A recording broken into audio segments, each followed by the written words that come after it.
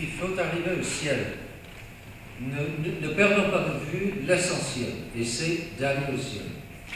Nous sommes catholiques pour profiter de la rédemption par notre Seigneur Jésus-Christ, accessible à nous autres pécheurs, et le monde d'aujourd'hui est plein de péchés et bien dangereux pour la foi, et pour garder la foi. Et il faut aller au ciel. Vous connaissez, sans doute plusieurs d'entre vous connaissent l'histoire de la sœur de Saint Thomas d'Aquin. Saint Thomas d'Aquin, le plus grand théologien de toute l'histoire de l'Église, et sa sœur naturelle, une sœur de même papa et maman, lui demande, mon frère, qu'est-ce qu'il faut que je fasse pour aller au ciel? Et le grand théologien de réfléchir quelques instants et puis de répondre avec deux mots.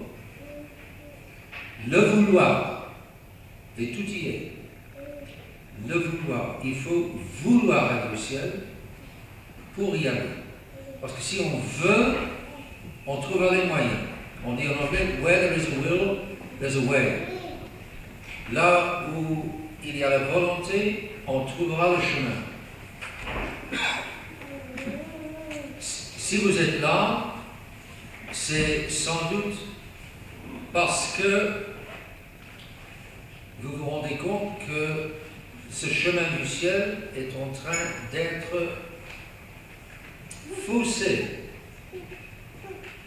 dévié par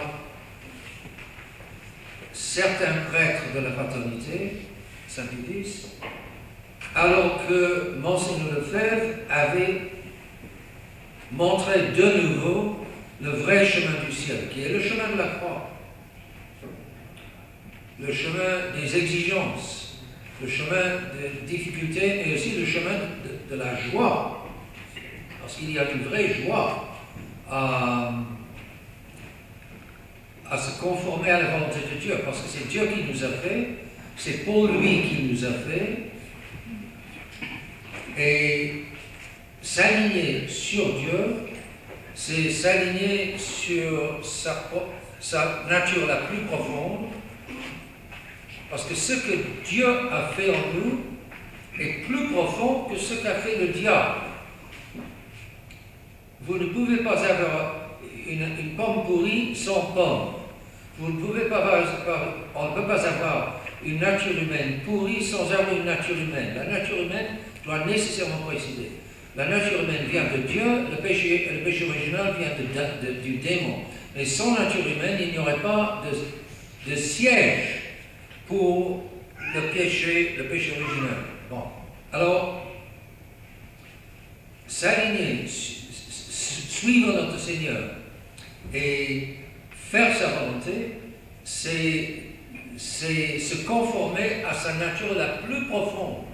Et ça fait la joie, une joie profonde et une lutte superficielle avec la chair, le démon et le... Par contre, suivre le démon, c'est une joie superficielle parce que je donne à la chair, par exemple, tout ce qu'elle veut, mais dans les profondeurs, c'est la tristesse. Et c'est cette tristesse profonde et joie superficielle est la condition de beaucoup des hommes qui nous entourent, beaucoup des hommes du monde moderne. Alors, il faut suivre notre Seigneur. Notre Seigneur est descendu du ciel pour nous montrer le chemin du ciel, pour nous ouvrir le chemin du ciel. Sans lui, on n'arrive pas au ciel. C'est ça qu'on perd de vue. C'est ça que Monseigneur Lefebvre a très bien rappelé. Et c'est ça que les chefs de la fraternité actuelle risquent de perdre de vue. Ils veulent suivre le monde, ils veulent adopter notre Seigneur au monde, mais on ne peut pas le faire. Notre Seigneur aurait très facilement pu se faire le roi du monde. Les pharisiens, les scribes, les juifs, ils auraient tout fait pour qu'il soit le Messie naturel, le Messie terrestre, le Messie qui battrait les Romains et qui expulserait les Romains de la terre promise. Mais ça ne va pas. C'est pas ça. Notre Seigneur n'est pas venu pour expulser les Romains. Il n'est pas venu pour un royaume terrestre. Il est venu pour nous ouvrir à nous le royaume céleste. Alors, pourquoi les chefs de la fraternité prennent-ils ce chemin? Parce que le monde moderne est très attirant, est très persuasif, très convaincant. Et si on n'a pas une foi bien ancrée, une foi bien forte, voici les attractions du monde. Et si la foi est au-dessus, je ne suis pas attiré par les attractions du monde. Mais si la foi baisse, les attractions du monde deviennent très fortes. Elles ne changent pas. Elles sont toujours là. Je fais souvent la comparaison avec un petit port. Il y a un village à côté de la mer, il y a un petit port. Et c'est là où la mer a une grande différence entre la marée haute et la marée basse. Alors dans ce petit port, entre les deux, il y a une différence de, que sais-je, au plus peut-être 16 pieds, ça fait, disons, 5 mètres. 5 mètres entre marée haute et marée basse. Bon, c'est un petit port de village. Alors, il y a des rochers en dessous de l'eau. À marée basse, ces rochers sont dangereux. Mais à marée haute, les rochers ne présentent aucun danger. À marée haute, les bateaux peuvent passer facilement. Mais à marée basse, les mêmes rochers qui n'ont pas changé, à marée basse, les rochers sont très dangereux. Les bateaux vont percuter les rochers s'ils ne font pas attention. C'est comme ça les attractions du monde. Le monde, la chair et le démon sont toujours là comme les rochers. Si ma foi, ma vie spirituelle, ma vie avec Dieu est forte, ces tentations ne sont pas si fortes. Mais si par contre ma vie spirituelle baisse, alors là, les rochers, le monde, la chair et le démon devient d'autant plus dangereux. Alors, il faut une foi forte et une vie il faut vivre avec Dieu.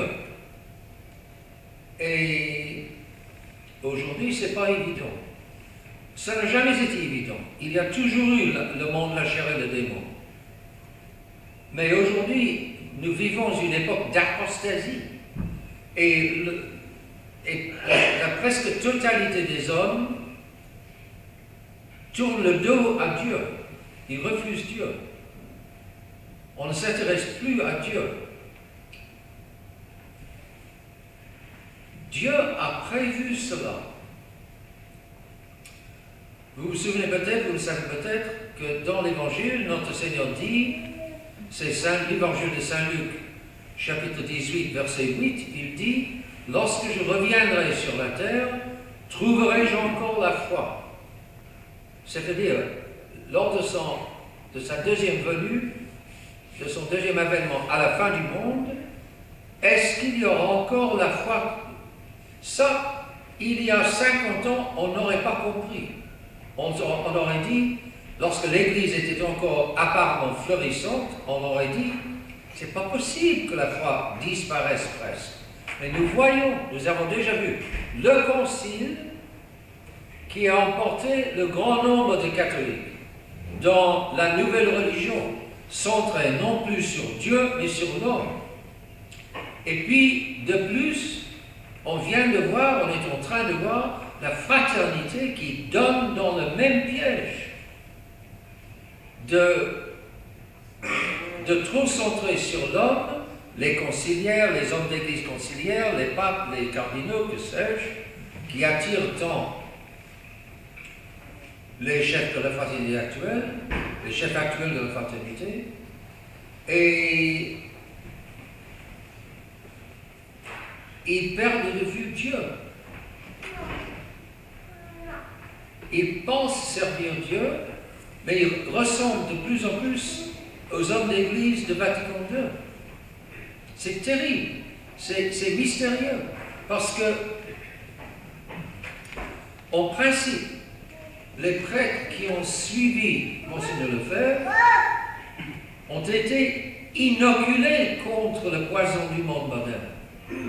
Parce que Monseigneur Lefebvre a fait créer la fraternité pour ne pas suivre le concile, pour combattre le concile. En principe, ces jeunes prêtres auraient dû comprendre. Et ils n'ont pas compris. C'est mystérieux. Il y a beaucoup de choses qu'on pourrait dire là-dessus. Et la première chose que moi je dirais, c'est très compréhensible. C'est très compréhensible parce que ces jeunes, ces prêtres relativement jeunes, à la tête de la fraternité, qui veulent un accord avec les autorités conciliaires, ils n'étaient pas de la génération de Monseigneur Lefebvre, moi non plus. Monseigneur Lefebvre est né en 1905. Et ces prêtres, à la tête maintenant de la fraternité, sont nés aux années 50, 60, l'abbé Schmidberger des années 40, 47 je crois, les années 50, 60 et maintenant plusieurs après les années 60. Les années 60 ont été un grand bouleversement dans toute l'histoire de l'humanité.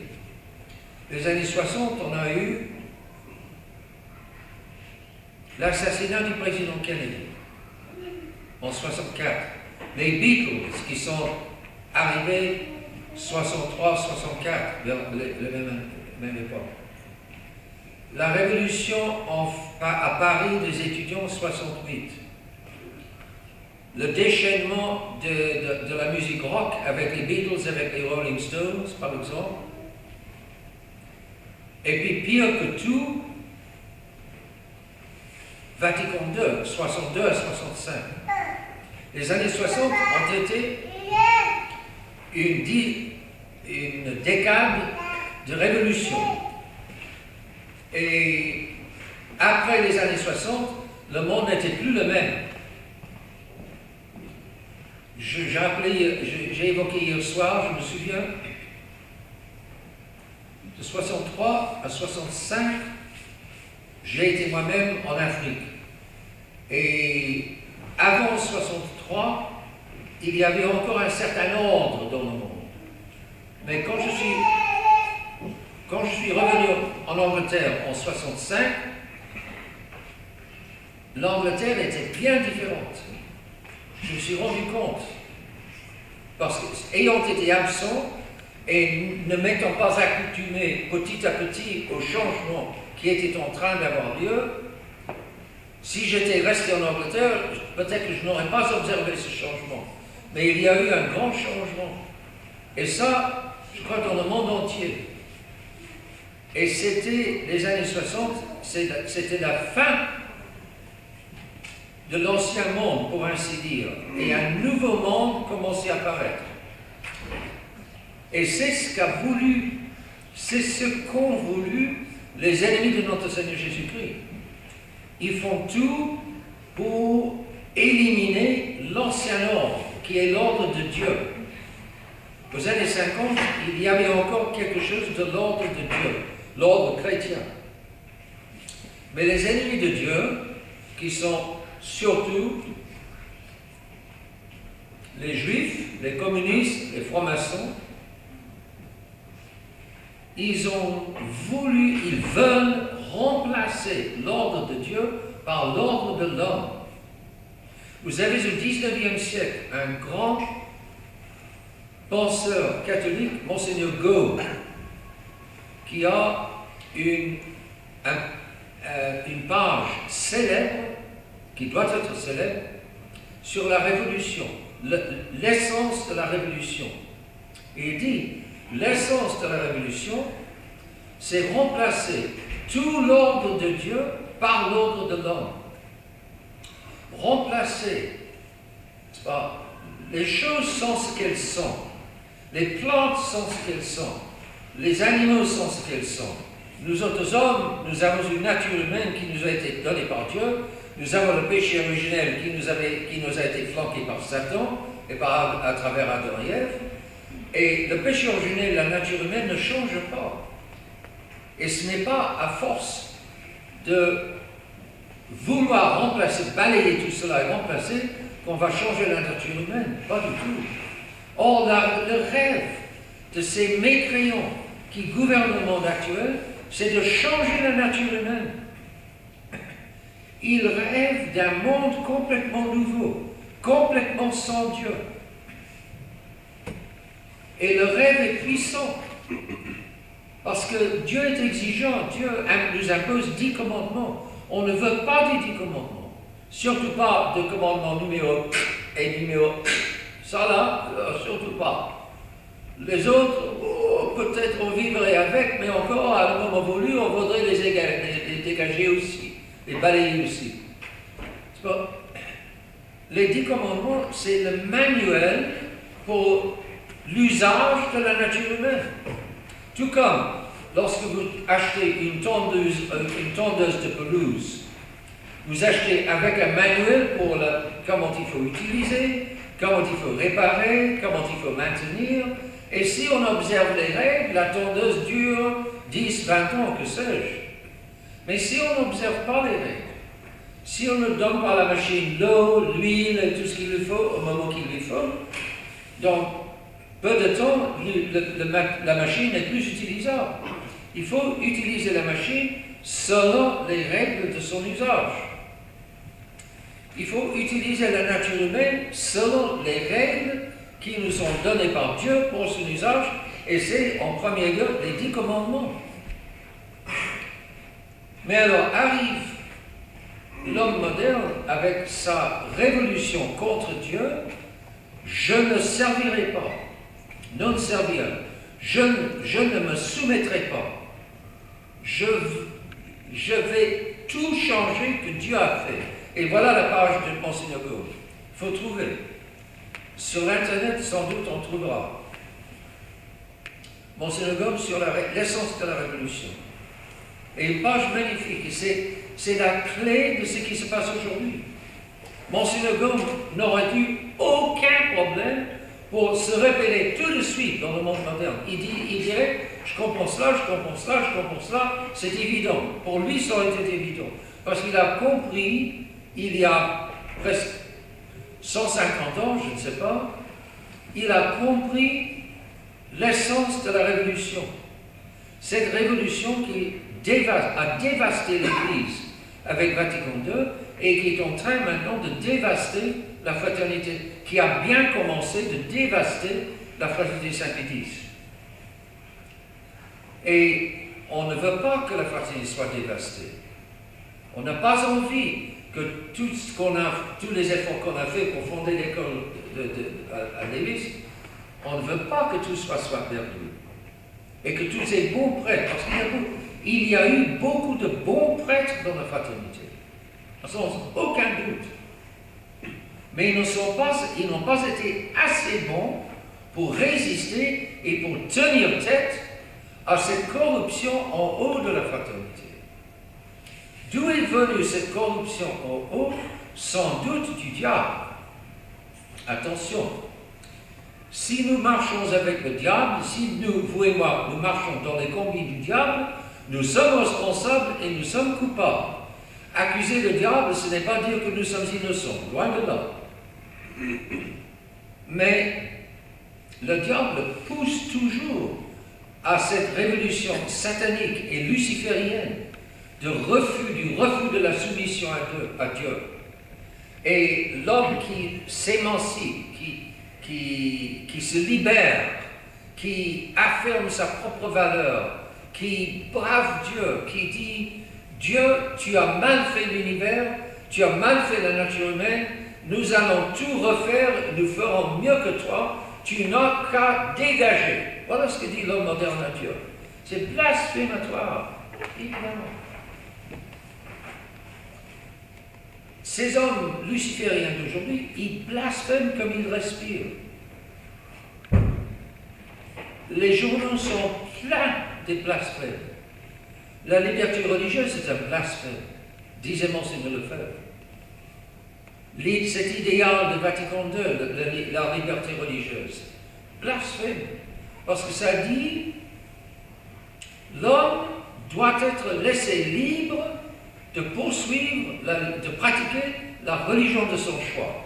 Et tout État doit reconnaître ce droit naturel de l'homme de poursuivre la religion de son choix. C'est évacuer la croix. C'est dire, notre Seigneur n'a pas été Dieu.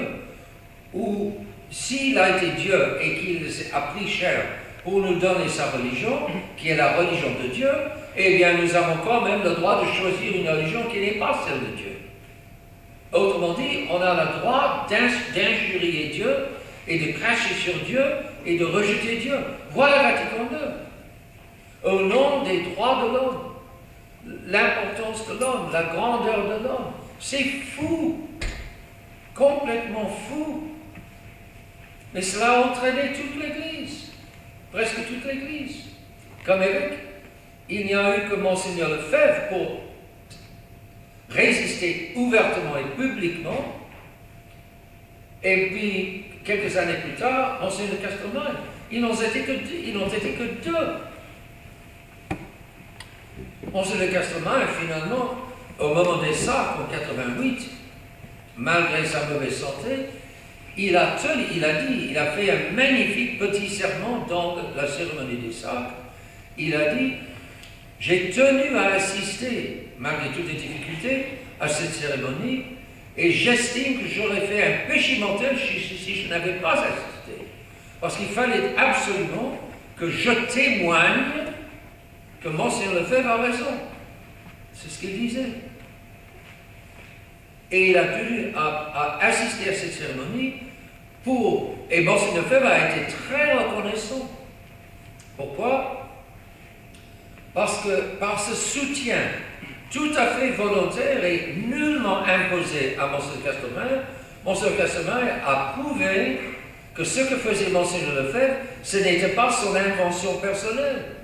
C'était l'Église.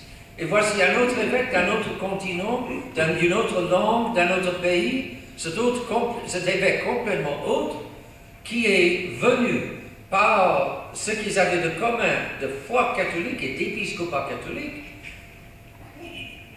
Monseigneur Castelmaine a prouvé que Monseigneur Lefebvre ne faisait pas sa propre cuisine. Il n'inventait pas cela dans sa propre petite tête. C'était objectif ce qu'il faisait. Et ça, là, nous arrivons, n'est-ce pas?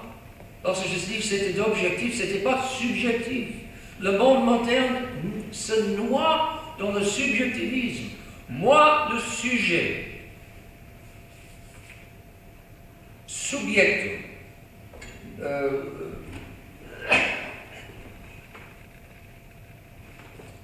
Voici Frankenstein. Je ne suis pas artiste. Hein? Alors ça, c'est Frankenstein. Alors le sujet, c'est subjectum, sujet. C'est donc Frankenstein lui-même.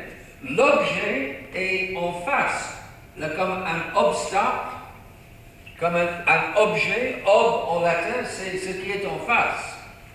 Obstacle, qu'est-ce qu'il y a d'autre dans les langues modernes? Objet, obstacle, sto steteris staculum, c'est ce qui se tient en face. Objet, c'est ce qui est jeté en face. Le sujet, c'est ce qui est jeté en dessous. L'objet, c'est ce qui est jeté en face. Bon. Alors, l'objet est en dehors de Frankenstein. Et selon toute pensée saine, toute façon saine de voir les choses, Frankenstein ne peut pas changer l'objet. C'est une statue ici. C'est un hôtel.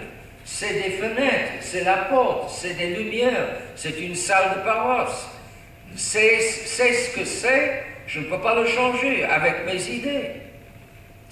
Mais la folie de l'homme moderne est telle qu'il pense que dans ses idées subjectives, il est maître de l'objet. C'est-à-dire que l'objet est ce que moi je pense. Et si je choisis de penser de façon différente sur ce que c'est, eh bien, mes pensées sont plus importantes que l'objet et selon ce qu'il est. C'est la folie. Et ce subjectivisme ravage la pensée moderne. Parce que la pensée, c'est séparé de l'objet. Mais il n'y a que l'objet qui nourrisse la pensée. Mais pour l'homme moderne, il n'y a que la pensée qui nourrisse l'objet. L'objet dépend de ma pensée. L'objet dépend de moi. La réalité objective dépend de moi. La religion objective dépend de moi. Si moi, j'approuve la religion catholique, tant mieux pour la religion catholique, elle est approuvée par moi. Moi, je m'érige en juge, et moi je dis, c'est bon la religion catholique. Mais demain, je peux très bien dire, c'est mauvais la religion catholique. Et la pauvre religion devra souffrir ma désapprobation. Et moi je dis, Jésus-Christ n'est pas Dieu, Jésus-Christ n'a pas fondé l'Église catholique. Je peux penser subjectivement ce que je veux. Mais penser indépendamment de l'objet, c'est la folie. Les asiles psychiatriques sont pleins de ces gens qui ont la pensée dégagée de l'objet. Le problème, c'est que dans les rues des grandes villes aujourd'hui, vous avez un tas de gens qui méritent d'être dans les asiles psychiatriques, mais qui n'y sont pas. Leur pensée est aussi folle que ceux des habitants, des enfermés dans les asiles psychiatriques. Le monde moderne est plein de fous. Ils ne se rendent pas compte. Quand tout le monde est fou, personne ne semble être fou, parce que c'est normal. Quand tout le monde, quand toute l'Église abandonne la foi, ça paraît être normal, c'est Vatican II. Ça paraît être normal, et alors tout le monde fait comme ça, je dois faire avec. Et la fatalité de dire, tous les catholiques font comme ça, nous voulons être catholiques, nous devons faire avec.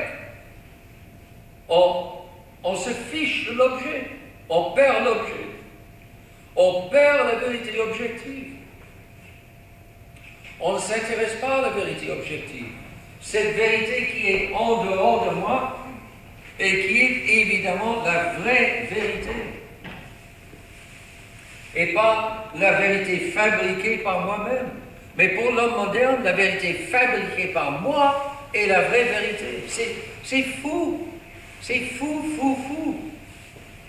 Les hommes modernes en grand nombre sont fous. Le problème est grave et le problème est profond. C'est ce problème-là qui s'est emparé de l'Église, qui a entraîné toute l'Église à Vatican II, presque toute l'Église. Monseigneur Lefebvre a résisté. Il a dit non, ça m'est indifférent si tout le monde dit que noir est blanc. Noir est noir et blanc est blanc. Et ça, c'est objectif. Et moi, je n'y peux rien. Ces papes ont perdu la tête catholique. Moi, je n'y peux rien. Il disait souvent à nous autres séminaristes, c'est inconcevable, c'est inimaginable. Mais c'est ça qui est arrivé. Comment tout le monde peut-il devenir fou? Parce que ça s'est accumulé sur les siècles. Le diable a travaillé depuis le Moyen-Âge pour faire tomber l'Église jusqu'où elle est maintenant. Et je disais tout à l'heure, le bon Dieu a prévu cela. Le bon Dieu l'a prévu. Et le bon Dieu a choisi de le permettre. Le bon Dieu ne veut pas le mal, mais il veut permettre le mal pour qu'un plus grand bien en sorte. Grâce à la crise de l'Église, nous avons connu Monseigneur Lefebvre. Sans la crise, il n'y aurait jamais eu un Monseigneur Lefebvre. Et grâce à la crise de l'Église, on a eu la fraternité. Maintenant, la crise de la fraternité, et il y a bien une crise, avec la crise de la fraternité, nous voyons une nouvelle résistance. Elle est plus petite. Et la prochaine fois, la résistance sera encore plus petite. Le nombre diminue, jusqu'à la fin du monde, où notre Seigneur dira, est-ce qu'il y a encore la foi dans le monde? Presque pas. C'est très grave. Très, très grave.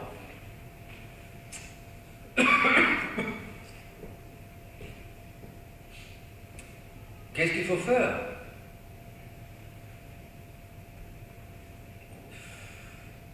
Il faut prier certainement. Si on ne prie pas, mais ne pas prier subjectivement. Il faut prier comme si Dieu est en dehors de moi.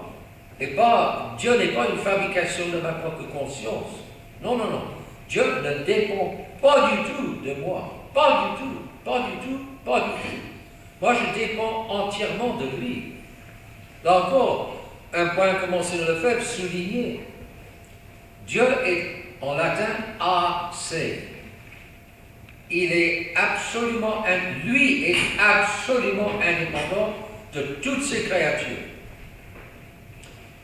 Il pourrait laisser retomber dans le néant toutes ses créatures, il pourrait, et rien, pour lui, il ne changerait en rien. L'Église nous dit, il ne va pas faire cela. Aucune âme immortelle qu'il a créée, il ne va laisser retomber dans le néant. Mais il pourrait. Dieu est indépendant de nous. Nous sommes. Moi, je ne peux pas soulever le petit doigt sans que Dieu me donne le pouvoir de le faire. Je suis dépendant de Dieu pour tous mes mouvements, pour ma vie, pour mon existence, pour la continuation de mon existence. Si Dieu voulait que je disparaisse devant vos yeux, il pourrait facilement le faire. Je serais plus là. Il m'anéantirait, je disparaîtrais. Tout comme il m'a appelé du néant, il m'a fait sortir du néant, il pourrait me laisser rentrer dans le néant. L'un pouvoir correspond à l'autre. Le pouvoir de créer correspond au pouvoir d'annihiler. L'Église nous garantit, et c'est lui qui parle par son Église, il ne le fera pas, mais il pourrait le faire. Il ne le fera pas pour une âme immortelle. Ce monde, ce plafond, ces lumières, ces éléments, ce bois, tout cela, à la fin du monde, va être brûlé et complètement transformé, selon son pouvoir. Dieu est Dieu. Il est infiniment au-dessus de nous et il est tout puissant sur l'être, sur tout ce qui est. Et il ne dépend de nous pour rien. Alors qu'aujourd'hui, on pense que Dieu danse selon ma mélodie. C'est moi qui prescris à Dieu ce qu'il est et ce qu'il peut faire et ce qu'il ne peut pas faire. C'est la folie. La folie la plus complète.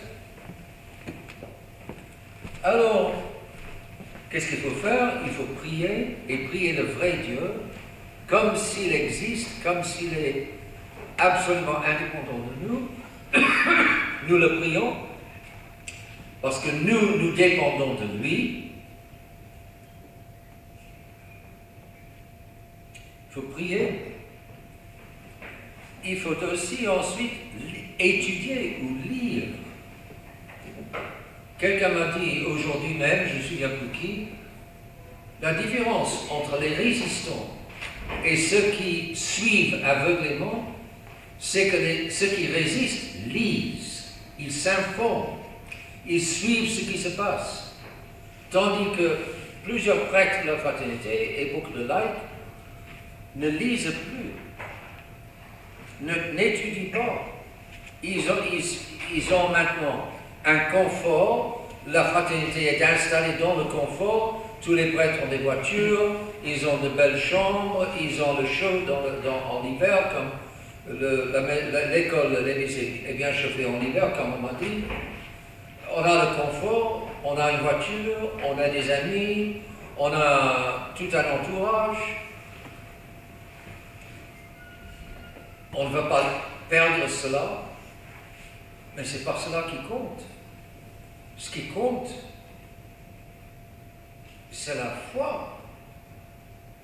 Et la foi qui n'est pas mon imagination, qui n'est pas mes désirs, qui n'est pas... La foi est objective, elle est dehors. La foi, c'est une série de propositions en dehors de moi, indépendant de moi. Par exemple, prenons l'Immaculée Conception.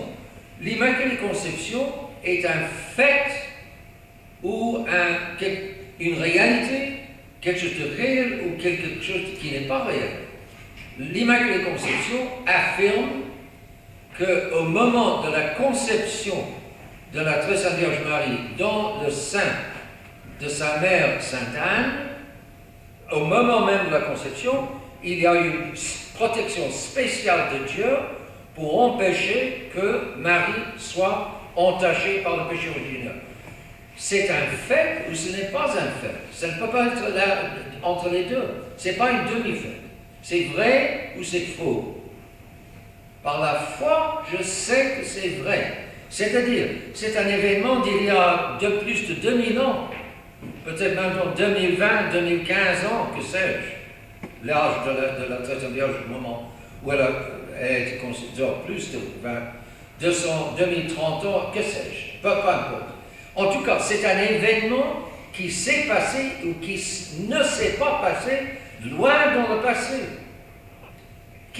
Personne ne peut changer ce qui s'est passé à ce moment-là.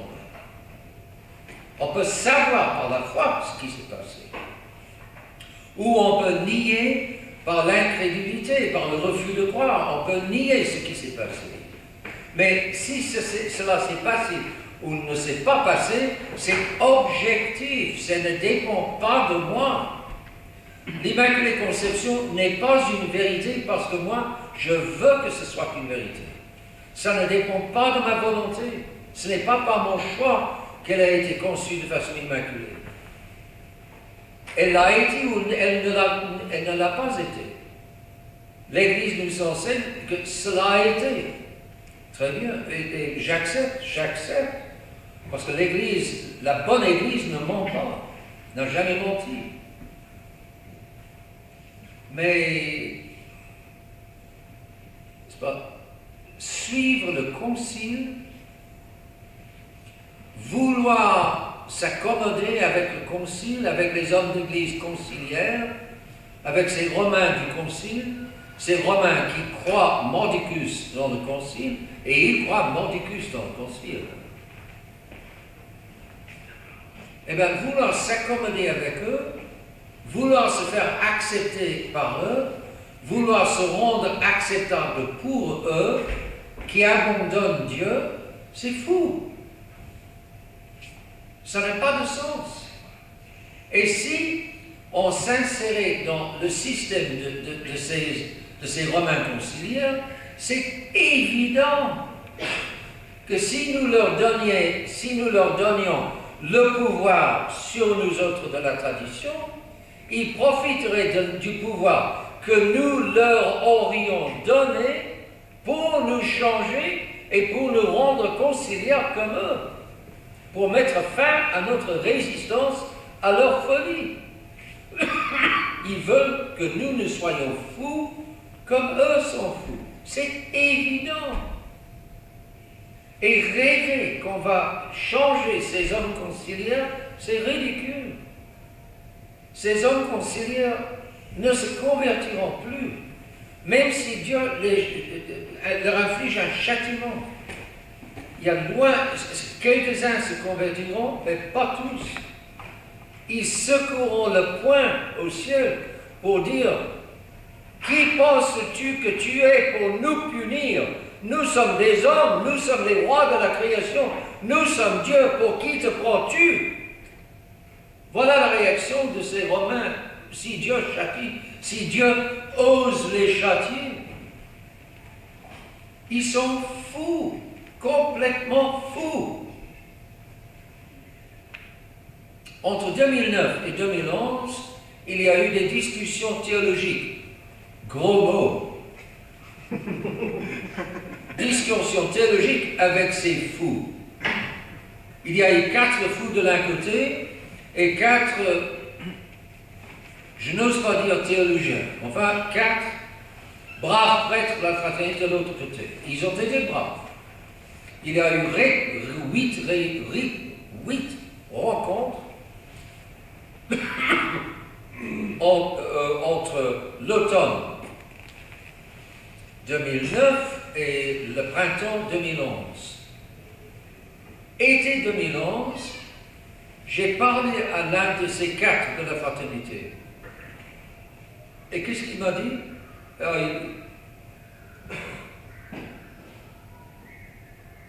J'ai dit, je voudrais vous parler de oui, d'accord, des discussions, oui, d'accord. Puis je prendrai des notes. Oui, d'accord, vous prenez des notes. J'ai pris des notes sur tout ce qu'il a dit. À la fin, il m'a dit, donnez-moi vos notes, s'il vous plaît.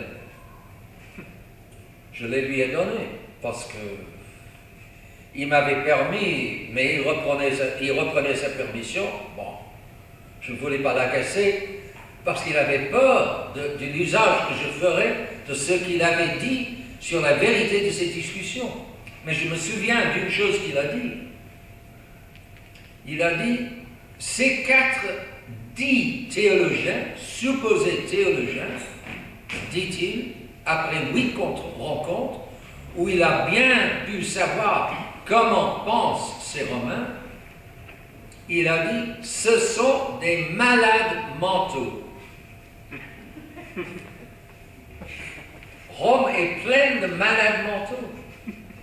Et on veut se concilier avec eux, c'est s'exposer directement au danger de devenir soi-même des malades mentaux. C'est évident. Évident. Comment ces chefs de la fraternité ne peuvent-ils pas le voir? Je comprends. Je ne comprends pas et je comprends. Ce sont des enfants du monde moderne. Ce sont des enfants du monde. Ils sont braves. Pas tout à fait. Pas tous et pas tout à fait. Mais enfin, il faut dire qu'ils sont braves. Alors, ils sont braves. Je le dis. Ils sont gentils. Ils sont sincères. Ils ont des bonnes intentions. Je dis toutes ces choses si gentilles parce que moi je suis gentil, bien sûr. Seul petit problème, c'est parfaitement faux. Ils ne sont pas gentils. Ce sont des pasteurs qui se transforment en loups. Et les loups ne sont pas gentils lorsqu'ils abandonnent les brebis. Les pasteurs qui abandonnent les brebis ne sont pas gentils. Les pasteurs qui veulent embrasser les loups, ils finiront par se faire manger. Mais les loups leur diront, bien sûr, tout comme le loup a dit à, Red Riding Hood, petit capuchon rouge. Chaperon. Oui, ma petite. Viens. Oh, que tu as de beaux dents, de belles dents, monsieur. Que tu as de belles dents. Oui. D'autant mieux pour te croquer, ma petite. Oh, tout le monde est gentil, tout le monde est beau, tout le monde est doux, tout le monde s'entend, tout le monde est sincère, tous, il faut tous s'embrasser. C'est fou, ça. C'est ridicule.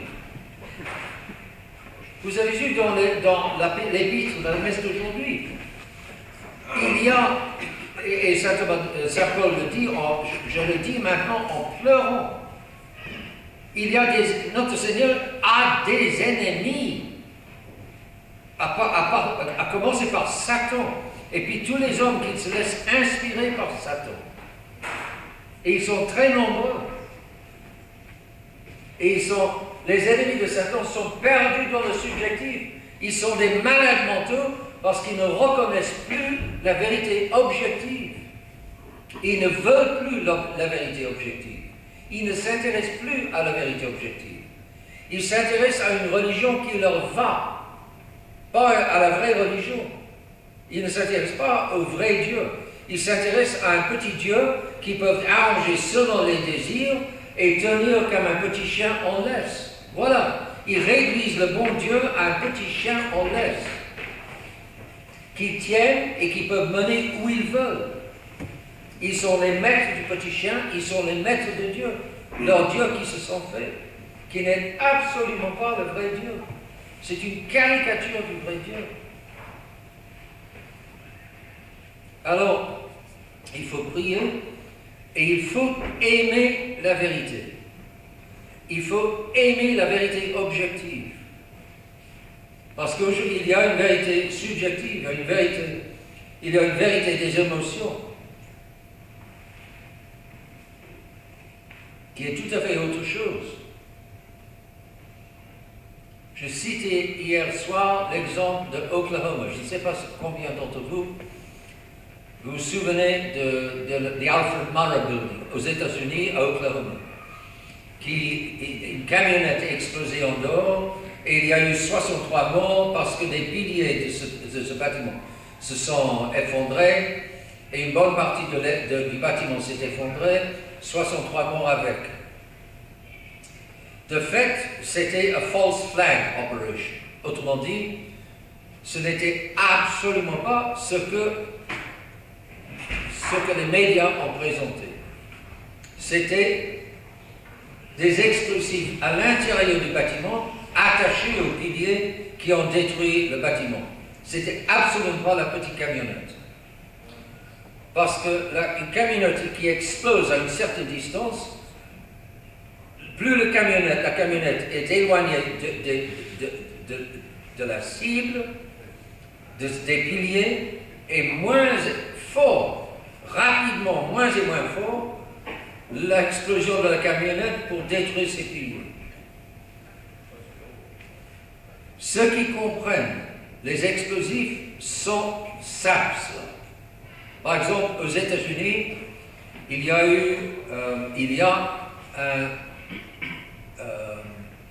un général de la force aérienne, comment disent-ils, un amiral enfin, un officier très haut gradé de la force aérienne des États-Unis, General Patton, P-A-R-T-E-N. Et il a dit, sur le moment-là, il a eu du courage, il a dit, il est expert en explosifs. Et c'est le bon sens qui dit, plus on éloigne un explosif, et moins de force, rapidement moins de force, ça aura pour détruire le... Donc bref, une camionnette à la distance où elle a explosé était capable de casser tous les vitres, ça oui, casser les vitres oui, descendre les piliers absolument pas, absolument pas. Les experts en explosifs le savent très bien. Mais le pauvre public, alors on a trompé le public en prétendant que c'était la camionnette de Timothy McVeigh qui a détruit le bâtiment. C'est complètement faux. Bon. Mais les médias, comment ont-ils réussi à persuader les gens? Le lendemain, on a vu l'image d'un pompier qui a tenu dans ses bras un petit bébé tout sanglant. Petit bébé tué par la destruction du bâtiment. Le voilà dans tous les journaux. C'est l'image de ce petit bébé sanglant. Et tout le monde, comme tous les Américains, se mettent à pleurer. Ils sont assez sentimentaux en général, comme beaucoup de modernes. Tous, oh c'est vrai, oh c'est horrible, oh c'est horrible patriote, oh il faut écraser la droite, parce qu'ils ont tué ce pauvre petit bébé. Vérité émotionnelle, qui n'est pas du tout vérité objective. Vérité qui mes émotions. Les maîtres des médias, les criminels des médias sont experts pour manœuvrer nos émotions et pour créer une fausse vérité des émotions. Attention, réfléchissez. Ne vous laissez pas emporter par une supposée vérité des émotions. Parce qu'il va y avoir encore des opérations comme Oklahoma. Le 11 septembre, c'est pareil. Et grâce à l'Internet, il y a beaucoup de monde maintenant qui se rend compte que le 11 septembre, impossible que 19 Arabes aient accompli cela. Ridicule. C'était de l'intérieur du gouvernement américain seulement que cela a pu être possible. C'est le gouvernement secret à l'intérieur du gouvernement public qui a fait cela. Un président américain très célèbre, Abraham Lincoln, a dit: on peut tromper tout le peuple une partie du temps. On peut tromper une partie du peuple tout le temps. Mais on ne peut pas tromper tout le peuple tout le temps. C'est très sage. Alors il faut appartenir à cette partie du public qui ne se laisse pas tromper. Mais la perte de la vérité, la perte de la vérité objective, la préférence pour la vérité subjective, mettre l'homme subjectif avant le Dieu objectif. Voilà le drame de l'homme moderne. Le drame de tant de personnes aujourd'hui, le drame de l'Église, le drame maintenant de la fraternité sacrifice. Monseigneur Lefebvre connaissait et aimait la vérité objective, et il préférait la vérité objective à la vérité de ses émotions. Il pleurait de la chute de l'Église. On l'entend dans ses sermons. Écoutez les cassettes de Monseigneur Lefebvre, écoutez-le dans ses sermons. Lorsqu'il parle de l'Église, on entend les pleurs internes. On n'entend pas les pleurs externes, mais dans le timbre de sa voix, on entend qu'il est déchiré par ce désastre de l'Église.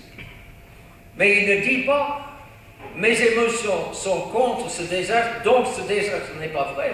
Non, non, non, non. Il disait aux séminaristes: c'est inconcevable, c'est inimaginable cette crise de l'Église. Mais il ne disait pas: donc c'est irréel. Moi, je préfère la mélodie du bonheur à la réalité. Non, non, non, non, non. The hills are alive with the sound of music. Ah, c'est à vomir. C'est à vomir. C'est tellement faux. C'est Hollywood. C'est faux. C'est pas la réalité objective. Quand même.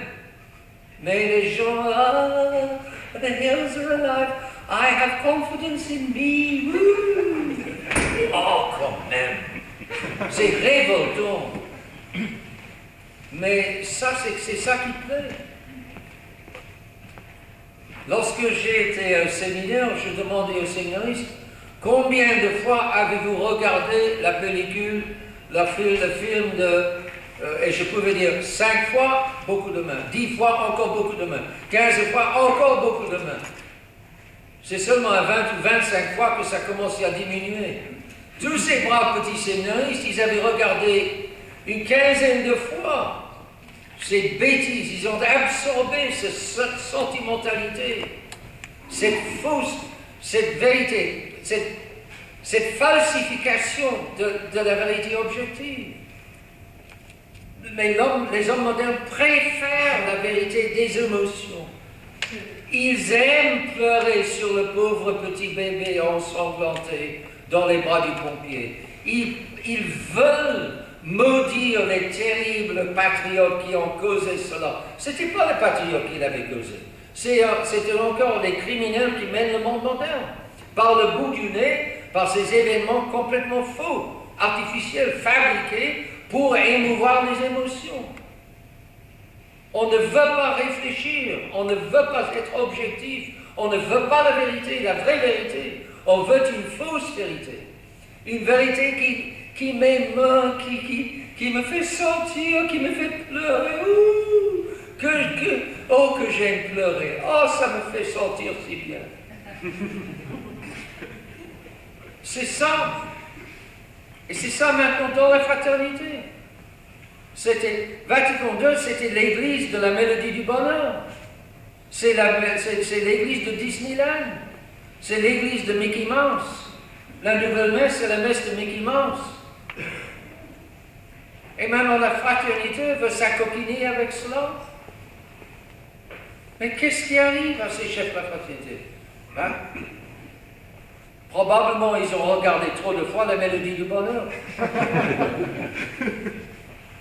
Et ils veulent une fraternité du bonheur, et pas une fraternité de vérité.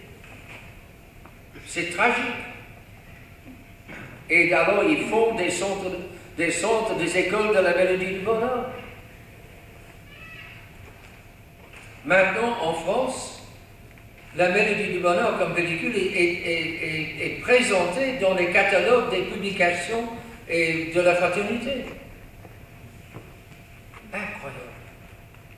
Une perte de la réalité, la perte du sens de la réalité, la perte du goût de la réalité. C'est difficile d'aimer la réalité, mais je préfère beaucoup la réalité à la fausseté. Mais non. Je préfère la fausseté à la vérité. Bon. Alors, priez et aimez la vérité. Et dans la prière, demandez à Dieu d'aimer la vérité, le don de l'amour de la vérité. Dieu, Seigneur, très Sainte Vierge Marie, ne permettez jamais que je préfère mes rêves à la réalité. Permettez-moi de toujours aimer la vérité, de toujours chercher la vérité et de toujours trouver la vérité. Qui aime la vérité la cherchera. Qui cherche la vérité, c'est notre Seigneur qui le dit, il la trouvera. Frappez, il vous sera ouvert. Cherchez, vous trouverez. Dit notre Seigneur. Le problème est profond. Et il n'est pas sur le point de disparaître. Et ça risque de devenir, dans les années qui viennent, seulement pire. Rien n'indique que nous sortons de l'auberge. Tout indique que nous nous enfonçons dans l'auberge, encore plus. Nous nous perdons dans l'auberge. Alors, dit l'Écriture sainte, saignez-vous les reins. C'est-à-dire, préparez-vous pour pire, parce que pire va venir. Je n'aime pas le dire, je n'ai pas le plaisir à le dire, mais je suis persuadé que c'est le cas. J'aimerais vous dire, ah, bientôt, tout s'arrange avec Rome. Oh, nous serons acceptés. Nous pourrons de nouveau dire que nous sommes catholiques. Catholiques pour toujours. Parce que Rome nous approuve. Oh, quand même. C'est enfantin. C'est vraiment enfantin. Mais que voulez-vous, c'est comme ça. Qu'est-ce qu'on peut y faire? Bon, préparez-vous pour bien pire. Saignez-vous les reins. Priez, saignez-vous les reins. Étudiez, lisez. N'ayez pas peur de lire. Cherchez la vérité, vous la trouverez. Et soyez virils pour vouloir affronter le pire qui puisse arriver. Notre Seigneur ne nous a pas promis la voie facile. Il nous a dit, renoncez-vous, prenez chaque jour votre croix et suivez-moi. C'est le chemin de la croix que notre Seigneur nous offre, pas le chemin de la facilité. Et préparez-vous à des sacrifices pour vivre comme catholique, mais toutes les peines possibles et imaginables valent le ciel. Et le ciel vaut beaucoup plus que toutes les peines qu'on peut souffrir dans cette vie. Vous le savez parce que votre catéchisme vous le dit, les bons prêtres vous l'auront dit, le ciel vaut n'importe quelle peine qu'on peut entreprendre dans cette petite vie. Elle ne dure pas longtemps. 70 ans, moyen, c'est pas longtemps. Et à force de vieillir, les années passent de plus en plus vite. Arrive un moment où c'est tellement rapide qu'on arrive au tombeau sans savoir comment. On ne se rend pas compte. Il passe à tout le temps. Quand on est jeune, on pense qu'on vit pour toujours. Mais ce n'est pas le cas. Et bien sûr, on peut toujours être un accident de voiture. Moi, je peux conduire comme un ange, mais il suffit d'un seul conducteur de camion un peu ivre, il passe de mon côté, et moi, je suis dans l'éternité. Il faut être prêt, c'est évident. Alors, vivre dans l'état de grâce, donc il faut confesser ses péchés, donc il faut un prêtre pour confesser ses péchés. Et alors prier pour avoir un bon prêtre. Un prêtre qui ne cédera pas à toutes ces bêtises du subjectivisme, des bêtises. C'est ce refus de la vérité objective. Priez pour avoir un bon prêtre. Et Dieu vous le donnera. Et comme ça, vous avez des chances. Un prêtre qui vous dise la vérité et qui ne vous dise pas les rêves, les rêveries. Ce n'est pas que tous les prêtres de la fraternité actuellement disent des mensonges, disent des rêveries, mais ils ne disent pas toute la vérité. Ils s'abstiennent maintenant, dès maintenant, beaucoup me le disent, ils s'abstiennent de dénoncer le concile, ils s'abstiennent de dénoncer Rome. Tout est beau, tout est doux, tout est gentil, nous nous entendons, nous ne voulons plus de combat, nous ne voulons plus combattre, nous voulons le positif. Il faut que nous soyons positifs. S'il vous plaît, pas de négatif. Ne soyez pas négatifs, ne soyez pas toujours critiques. Pas tout n'est mauvais, beaucoup est bon. Les mélodies du bonheur, oui. On est dans... Le méchant est passé. Et on édulcore maintenant Monseigneur Lefebvre. On nous présente un Monseigneur Lefebvre tout doucereux, tout édulcoré, comme s'il venait sortir de la mélodie du bonheur. Un Monseigneur Lefebvre de la mélodie du bonheur, un Monseigneur Lefebvre comme s'il faisait partie des évêques du Concile. C'est incroyable. Ils n'ont rien compris. Ou ils ont compris une fois, mais ces chefs de la fraternité ne veulent plus comprendre. Ils veulent oublier ce qu'ils ont compris pour pouvoir se lancer dans le beau rêve. Le rêve est tellement plus doux, tellement plus beau, tellement plus gentil que la réalité.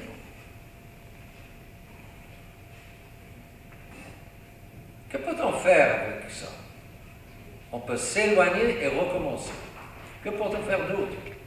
C'est dangereux, parce que les rêves sont séducteurs. On se laisse séduire par le rêve. C'est tellement beau, c'est tellement plus beau. Mais Monseigneur Lefebvre, non. C'est inconcevable, c'est inimaginable, mais c'est comme ça. C'est ça que nous avons autour de nous. C'est à cela que nous faisons face. C'est pour cela que nous faisons la fraternité, pour que la fraternité tienne tête à toute cette folie. Et maintenant, on veut suivre la folie. On veut faire partir de la folie. Bon, il faut recommencer. Que voulez-vous? C'est triste, mais c'est comme ça. Et Dieu, mot célèbre, parole célèbre de Saint Augustin, Dieu n'abandonnera jamais une âme qui ne l'ait d'abord abandonnée elle.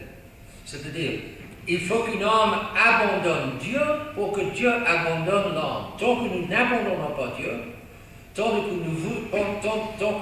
nous tenons à Dieu, tant que nous voulons rester attachés à Dieu, ce n'est pas lui qui va nous abandonner. Il faut que nous, d'abord, nous l'abandonnions pour qu'il nous abandonne. Ça, c'est dur. Mais c'est facile de l'abandonner. Le monde qui nous entoure, la chair et le démon, ils sont puissants. Alors il faut prier. Le monde, la chair et le démon sont là. Il faut une vie de prière et une vie de foi qui surmonte le monde, la chair et le démon, qui les dépasse, qui les domine. Et comme ça, On ne se laissera pas prendre. Mais ça va coûter. Il faudra des sacrifices. Il faudra la croix.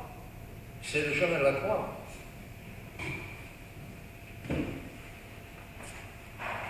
Bon courage, prier, étudier et puis agir, faire quelque chose selon ce qu'on a prié et selon ce qu'on a compris, étudié et compris. Et c'est ce danger terrible du rêve subjectif, du subjectivisme, c'est cette perte de la vérité objective, ce qui est grave et qui est universel, presque universel aujourd'hui. C'est devenu tellement normal